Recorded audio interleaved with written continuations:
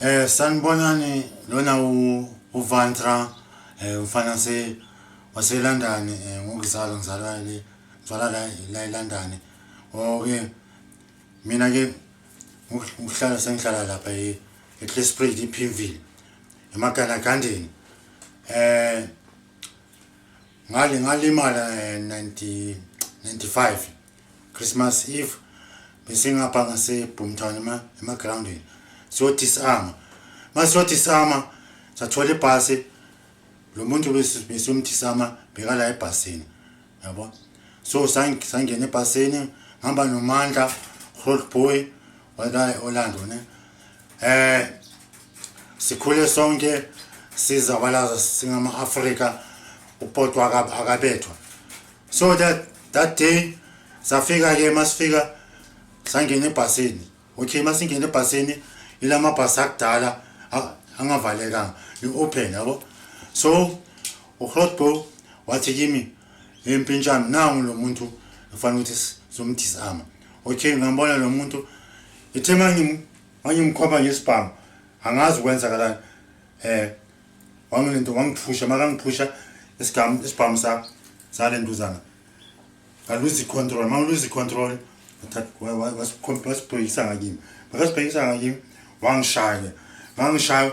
ukuthi ngibe nini kwenzakaleni angibonanga ngibone nje sengwile gcine kuvela my sister lo intombi yakhe seke mbamba ukuthi suyathi uzwile miyeke ukusinda kwami kanti ngizosokuma ngiwe kayi3 before ngifika lapha ekhoneni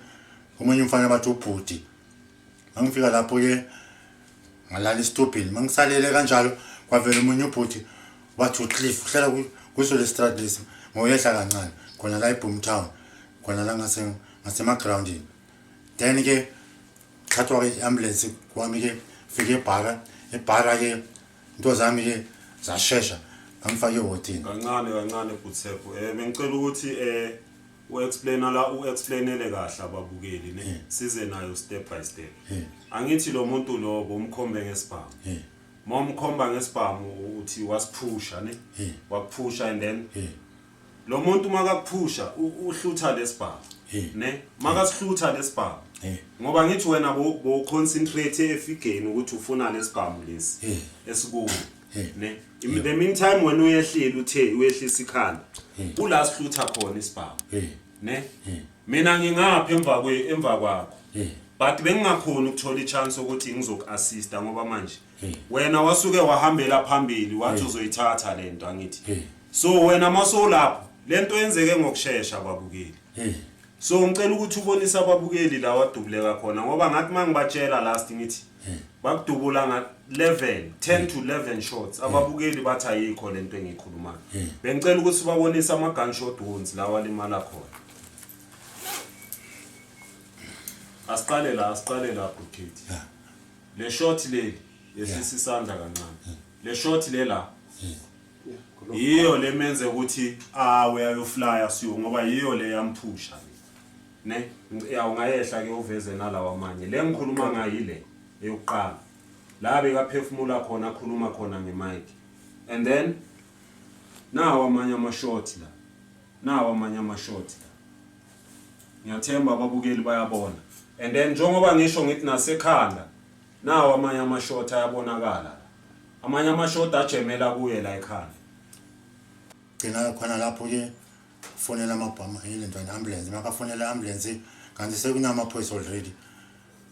ngizwele phansi bengibuza ukuthi uhlala kuphi ngiyasho ukuthi ngihlala eClisprit eMagalagandeni igama ubani igama uDavid Tsepo Kubiyana yabo so nickname yami uVandra yabo kahle igama lami lokuzalwa nguTsepo David Kubiyana yabo so right